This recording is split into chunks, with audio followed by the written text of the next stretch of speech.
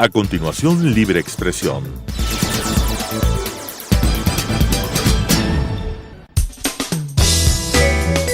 Clasificación B, bajo supervisión de un adulto.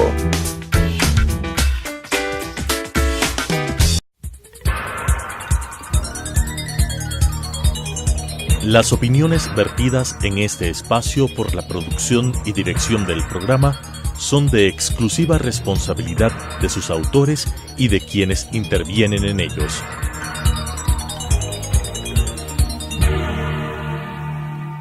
Telesucesos Canal 29 UHF presenta Libre Expresión.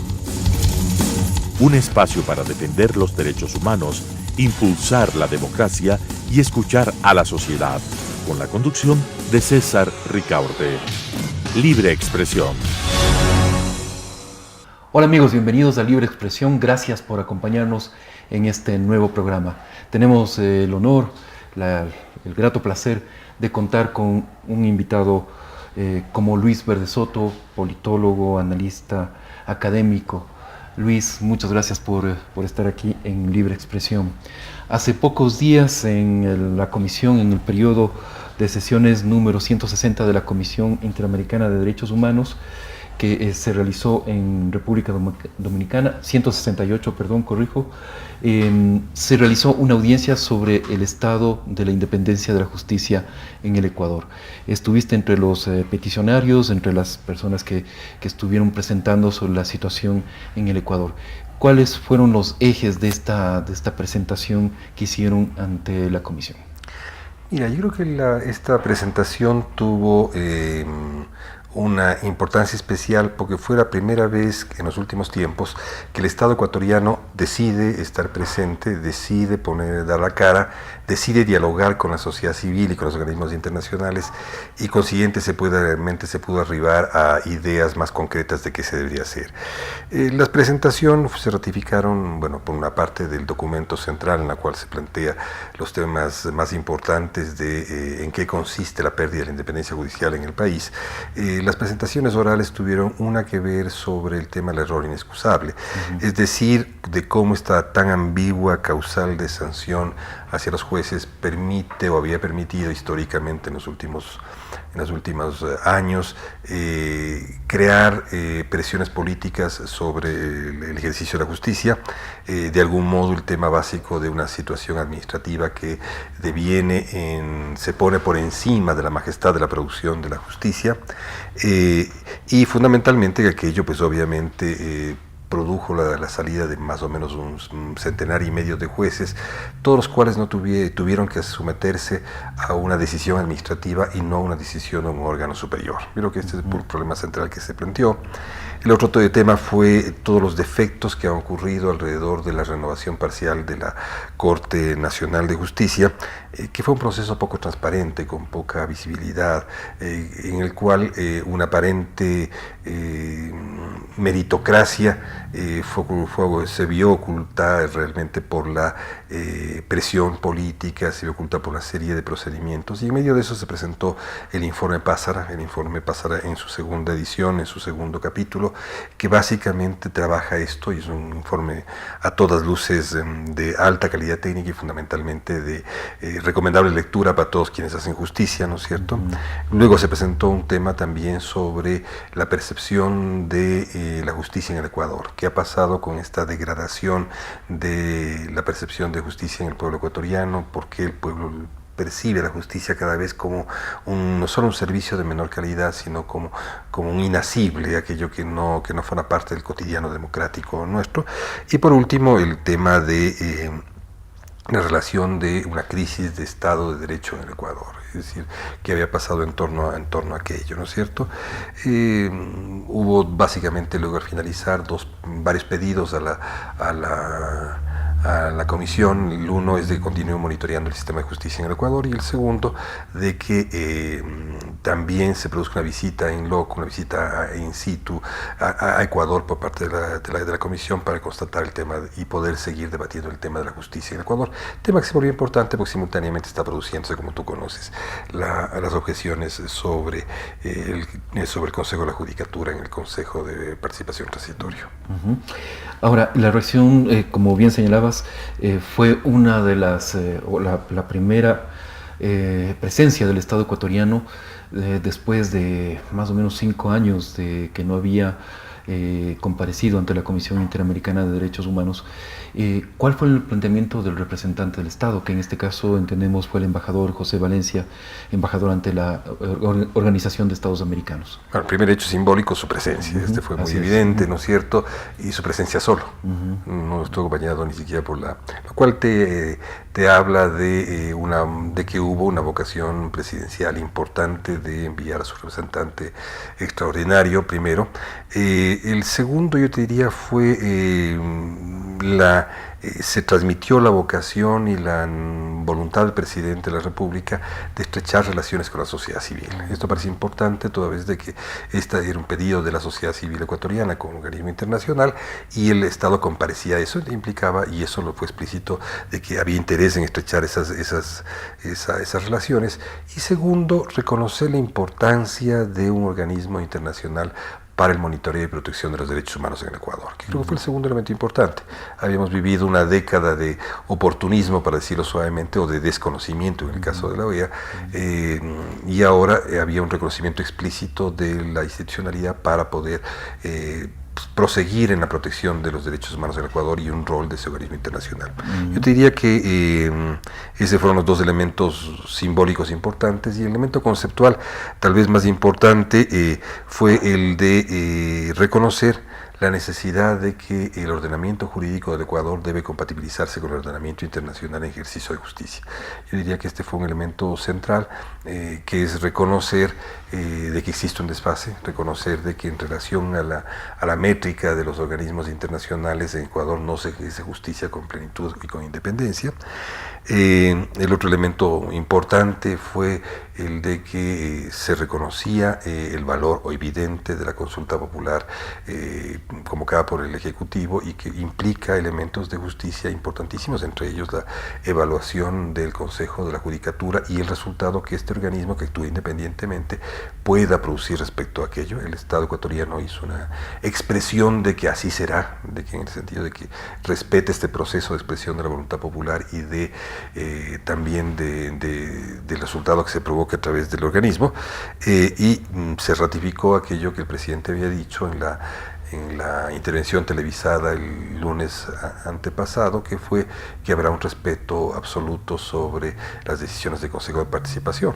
Yo diría que esto enmarca una posición estatal distinta. Eso, a reconocer, la sociedad civil no solo tú, reconoció con interés, con fervor, y esto también fue parte de la conversación con los miembros de la comisión, y permitió tener también lecturas aclaratorias sobre el rol de la Constitución en el autoritarismo ecuatoriano, sobre cuáles son los significados de una Constitución que guarda muchas apariencias y pocas realidades, pocos logros. Es decir, todo esto ocurrió, un debate de 1 hora fluido, interesante, en que se aceptaron instrumentos, y en pocos ratos se pudo llegar a conclusiones sobre la importancia de que este organismo internacional venga a localidad, sentarse en Ecuador, a conocer a los actores del sistema de justicia y ver qué adelantos se han producido.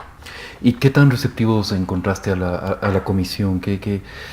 ¿Cuál es tu lectura de la posición de los distintos comisionados? Mira, yo creo que, había, yo diría, en principio se pensaba que iba a haber una posición diferente entre la encargada de llevar la relatoría del caso ecuatoriano y el resto de comisionados, y no fue tal.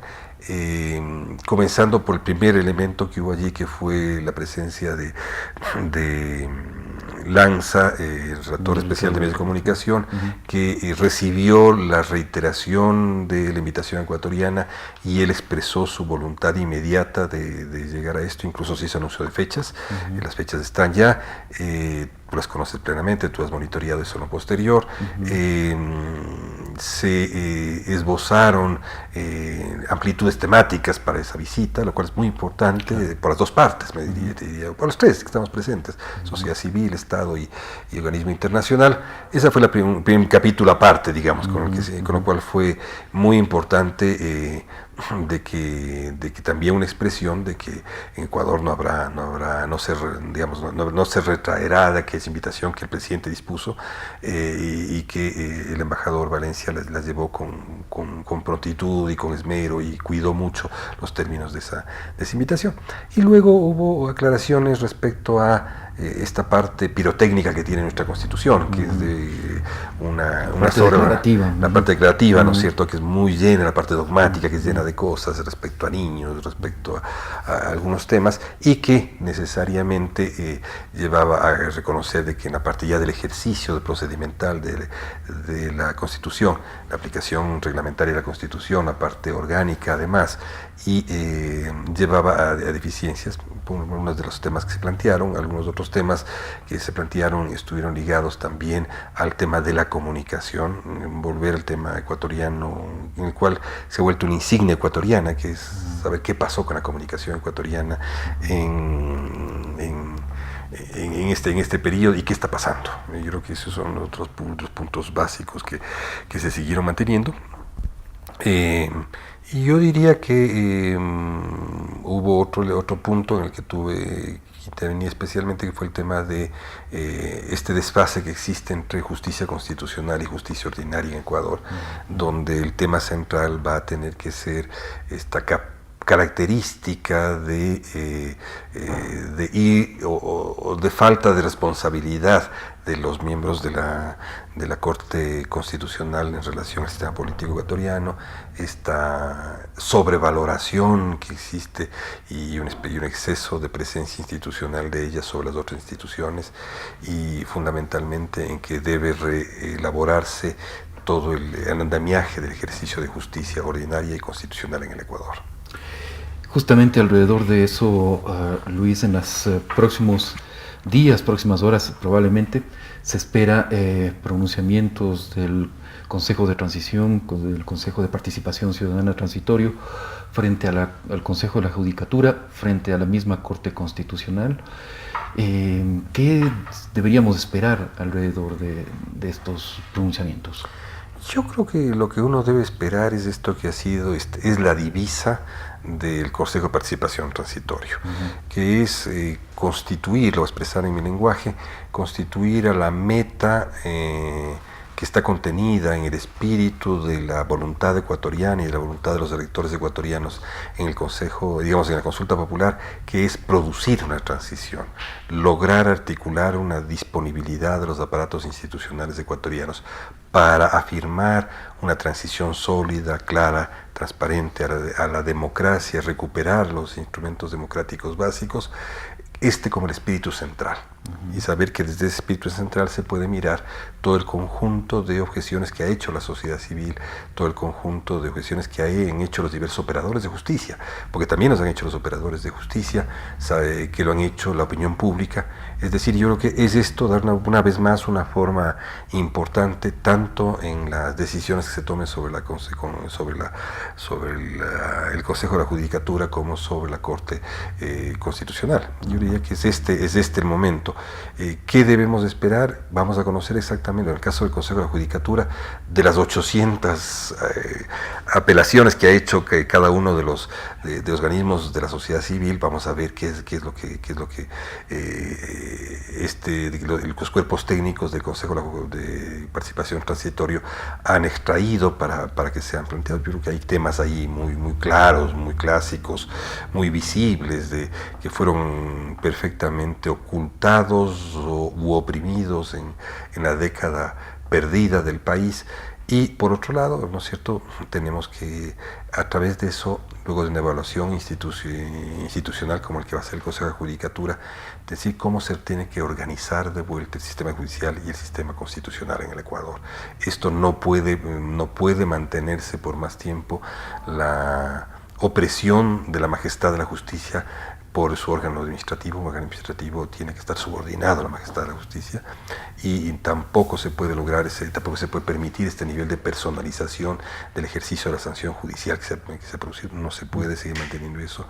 Estas formas de politización que se utilizaron durante el correísmo, que son básicamente utilizar a la justicia para que para resolver los problemas políticos que ellos conducían a través de la justicia, y tampoco una justicia dependiente de un partido único como ocurrió durante esta década.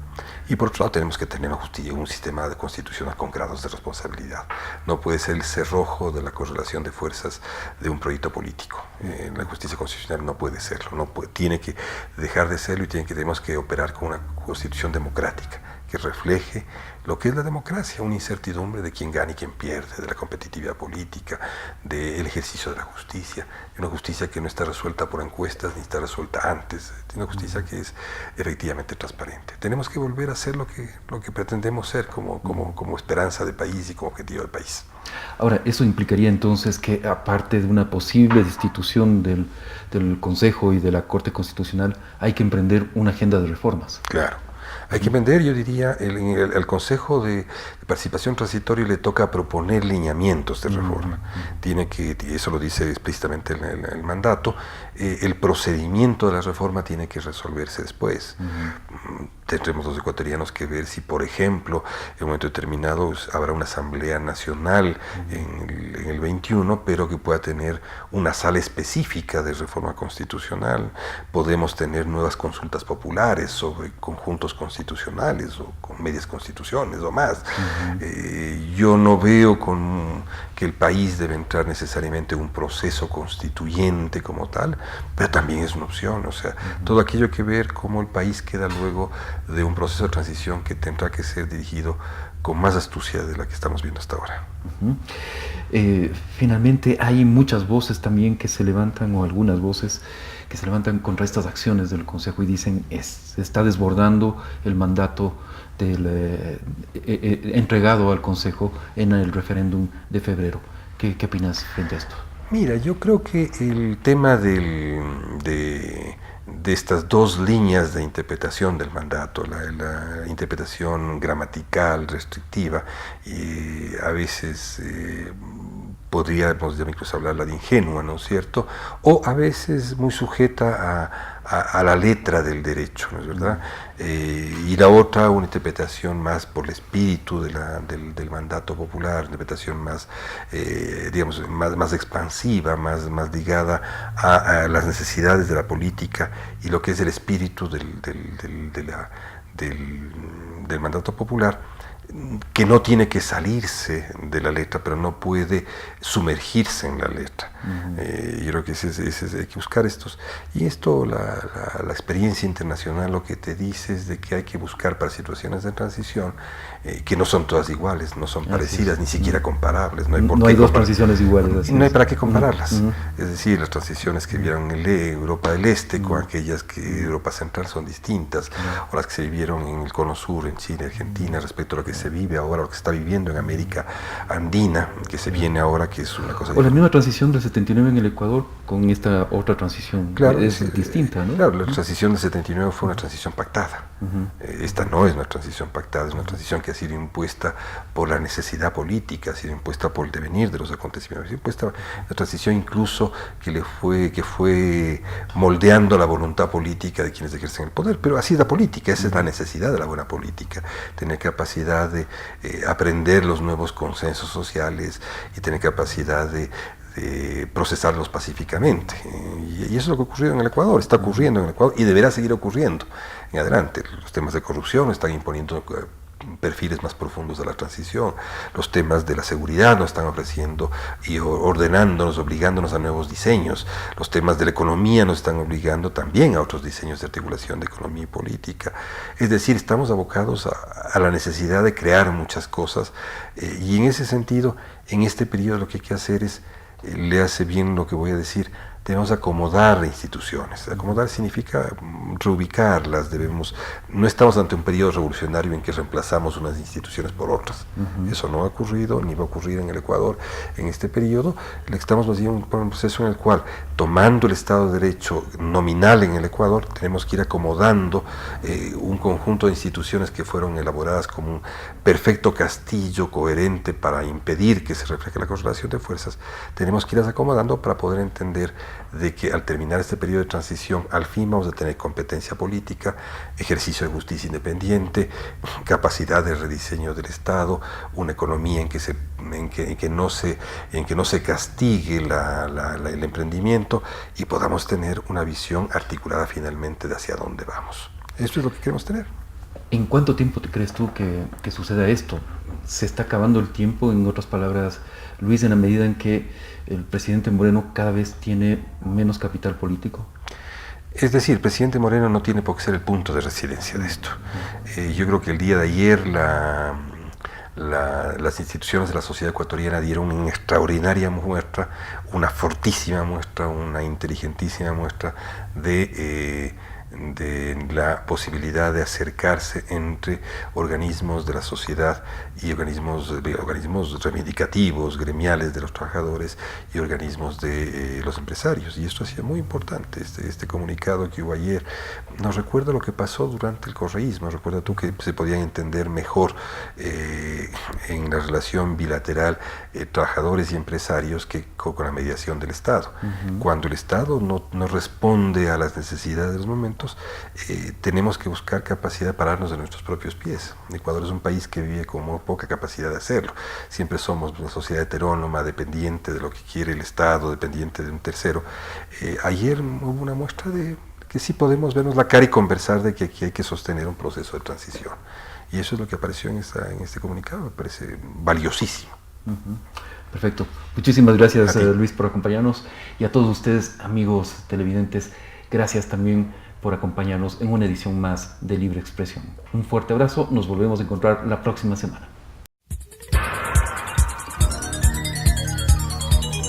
Las opiniones vertidas en este espacio por la producción y dirección del programa son de exclusiva responsabilidad de sus autores y de quienes intervienen en ellos.